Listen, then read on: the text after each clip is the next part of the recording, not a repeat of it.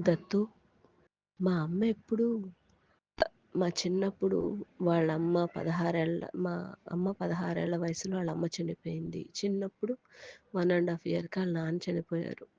అప్పుడు నేను విన్నాను. తర్వాత మా నాన్నగారు మేనత్తలు వాళ్ళు నా కళ్ళ ముందు చనిపోతే, అందరూ చనిపోయారు, చనిపోయారు అంటారు. అమ్మా ఆళ్ళెక్కడికెళ్లారో తెలుసా? ఆళ్ళనెప్పుడైనా చూసావా నువ్వు అని అడిగేదాన్ని. ఆళ్ళు మనకు కనిపించరు. ఆళ్ళెక్కడికెళ్లారో తెలీదు. ఎందుకు తెలీదమ్మా? తెలుసుకునే ప్రయత్నం చేయలేదా? అంటే, లేదు అదెవరికీ తెలీదు అని చెప్పానది. అంటే, నిజంగా తెలీదా? ఎక్కడి నుంచి వచ్చామో తెలీదు, ఎక్కడికెళ్తున్నామో తెలీదు. ఒక పుస్తకంలో ఒక సబ్జెక్ట్ రాకపోతే స్కూల్‌కి ఎందుకొచ్చావు? దేనికొచ్చావో తెలుసా అని అడుగుతారు. మనము ఎక్కడి నుంచి వచ్చామో, ఎక్కడికెళ్తున్నామో మనకే తెలియకుండా ఇలా బతికేస్తున్నాము. రాను రాను నాతో పాటు అది కూడా పెరుగుతూ వచ్చింది.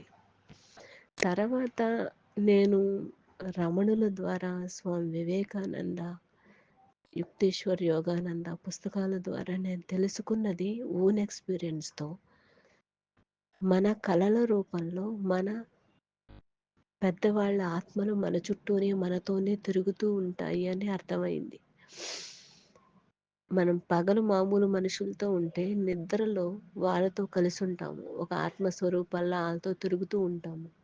మనము ఒక ఆత్మలమే అని ఎక్స్‌పీరియన్స్‌తో తెలిసింది. మాటల ద్వారా చెబితే కాదు. నేను ఫీల్ అయ్యాను. నాకు అర్థమైంది ఆ విషయం.